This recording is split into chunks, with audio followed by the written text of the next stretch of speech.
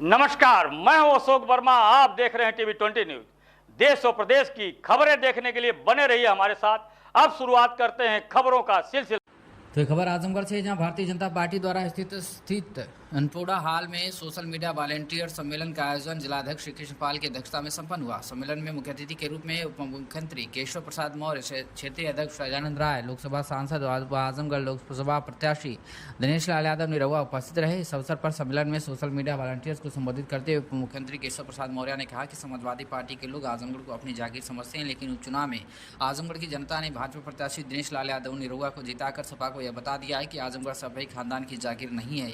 2024 लोकसभा चुनाव में विपक्ष पूरी तरह से हताश और डरे हुए हैं। प्रधानमंत्री नरेंद्र मोदी ने कहा कि पिछले 10 साल में जो कार्य किया गया है वह तो टेलर है। 4 जून को 400 पार होने के बाद भी देश विकसित भारत के पथ पर आगे बढ़ेगा। मोदी जी ने कहा था, न खाऊंगा न खाने दूंगा, और जिसने खाया है उससे पाई वसूल किए बिना चैन से नहीं बैठूंगा। मीडिया से बातचीत कर संबोधन में क्या कुछ कहा है केशव प्रसाद मौर्य ने, आप सुनिए।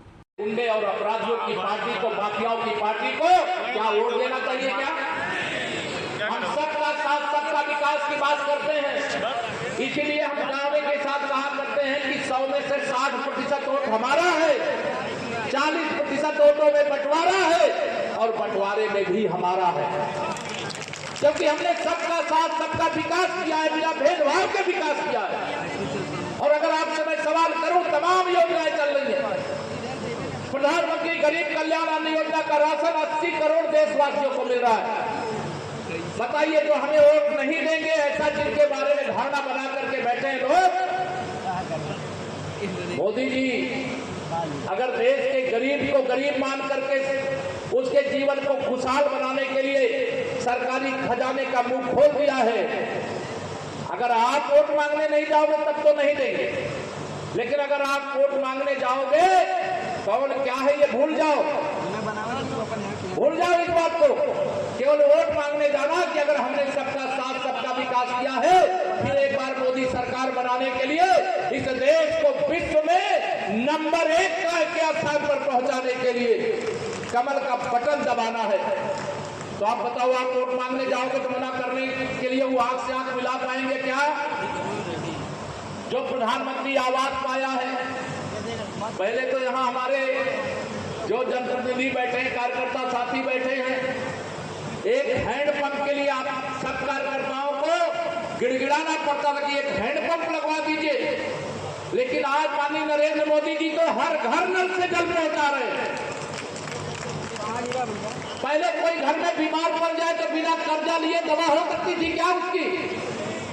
आज माननीय नरेंद्र मोदी जी आयुष्मान भारत योजना के कार्ड के माध्यम से कोई बीमार हो जाए तो 5 लाख रुपया तक का इलाज करा करके बिना एक पैसा खर्चा के स्वस्थ होकर के घर वापस आ जाए, जिसे इलाज कराया है, इसकी सुविधा पाया। जो प्रधानमंत्री किसान सम्मान निधि की 2-2 की 3 किस्त वर्ष में 6,000 पाता है।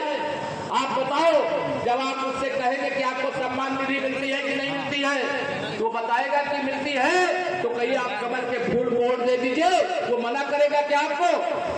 दोनों हाथ उठा बताओ, मना करेगा क्या? तो हमें आपको यह काम करना है। बहुत सारी बातें मैं कहूंगा तो बहुत देर लगेगी, लेकिन मेरी एक ही बात है, 2024 का यह लोकसभा का चुनाव देश को 5 साल नहीं 100 साल आगे ले जाएगा। 2024 का यह लोकसभा चुनाव तीसरी बार माननीय नरेंद्र मोदी जी को भारत का प्रधानमंत्री ही नहीं बनाएगा, बल्कि विकसित भारत की गारंटी पर मोहर लगाने का काम करेगा। 2024 का यह लोकसभा चुनाव भ्रष्टाचार मुक्त भारत बनाने का काम भी करेगा, कांग्रेस मुक्त भारत बनाने का भी काम करेगा। सपा बसपा जिन लोगों ने भ्रष्टाचार को, गुंडागर्दी को, अपराधियों को संरक्षण दिया है, इससे प्रदेश को बचाने का भी काम करेगा। आप सबको केवल क्या करना है, 2024 की लोकसभा चुनाव में अपना फर्ज निभाना, क्योंकि ऐसा नेतृत्व बड़े सौभाग्य से मिलता है। इसलिए मैं जहां भी जाता हूं ये बोला करता हूं कि विश्वास करो तुम मोदी पर, यह नव युग का निर्माता है, ऐसा नेता इस धरती पर एक बार ही आता है। इस बात को ध्यान में रख करके मेरे कार्यकर्ता मित्र, आज भारत विश्व की महाशक्ति है, और वह महाशक्ति कैसे है? दुनिया के अनेक देशों में अनेक प्रकार के संकट भारतीयों के सामने खड़े होते